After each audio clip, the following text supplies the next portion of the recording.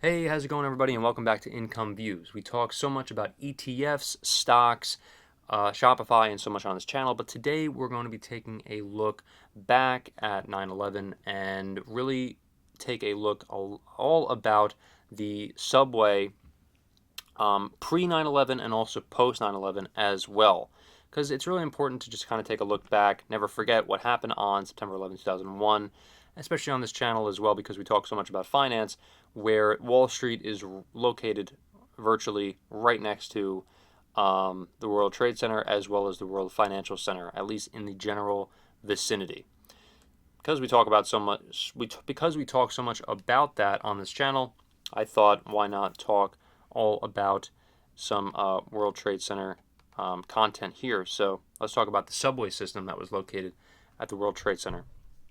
The subway system under the World Trade Center was significantly impacted by the attacks on September 11th, 2001. And so here's a summary of exactly what happened there. So the pre-attack conditions. The World Trade Center was served by a major subway hub known as the World Trade Center Station, which was a part of the Port Authority Trans-Hudson Path rail system. This station was a key transportation link connecting New Jersey with Manhattan. It also had connections to the New York subway system through the nearby Cortlandt Street Station, which was a part of the One Trade Line. Impact of these attacks: when the American Airlines Flight 11 crashed into World Trade Center WTC 1 at 8:46 a.m. and United Airlines Flight 175 crashed into the South Tower WTC 2 at 9:03 a.m. Debris and damage from the collapsing towers caused extensive destruction to the subway stations below.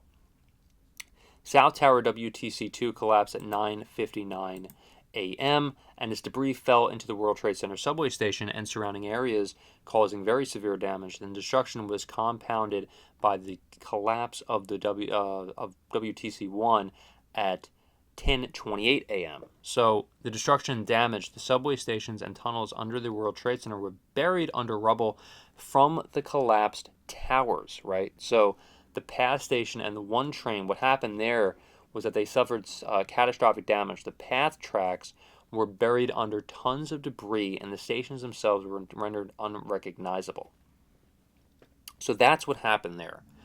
I believe a lot of people wanted to get out of WTC as fast as possible, and a lot of people did go underground. A lot of people did use the subway system on 9/11, really to get away, to get as far out of the area as possible, as far away as possible. So recovery and reconstruction. The recovery and cleanup efforts for the subway infrastructure were extensive. Workers faced hazardous conditions while removing debris and assessing the damage. And it took far too long for the WTC transportation hub to be rebuilt, in my opinion.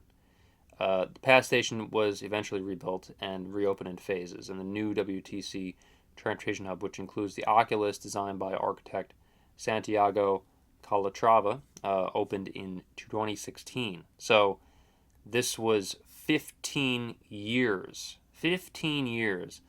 after September 11th, 2001. That's when the Oculus opened. Think about that, of how long that took for them to get their act together and open this station. The Cortlandt Street station of the New York City subway was also rebuilt and reopened in 2018.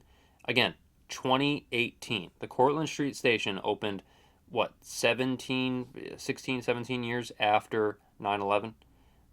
Just insane. Insane to even think about the incompetence to get this open all those years later. Legacy. So the damage to the subway system was a significant part of the overall devastation at the World Trade Center site, and the recovery of the transit infrastructure was crucial for the restoration of transportation services in Lower Manhattan and for the broader recovery and redevelopment efforts. So the destruction of the World Trade Center subway facilities highlighted the extensive impact of the 9/11 attacks in New York City's transportation network and the broader infrastructure, and the subsequent rebuilding efforts were integral to the recovery of the area. And so they basically rebuilt this station. They rebuilt the hub. They eventually did rebuild it. And it took them far too long, as I've said, but it was eventually rebuilt. And so it wasn't used for a very, very long time in terms of like the actual subway stations and the Oculus, of course, and everything like that for years. But finally, it was rebuilt, and like almost a decade and a half later, essentially. So, does anybody out there remember the former WTC station? Leave a comment. What do you think of the video? Remember, obviously, never forget what happened on that day. And so this will be the last video of WTC for this year, I believe. And that will conclude this video series of WTC. We're going to be going back to our regular scheduled programming of talking all about the stock market, Shopify, all of that on this channel. So remember to subscribe and hit the notification bell for more for that. Thank you so much for watching, everybody, and hopefully I will see you in the next video.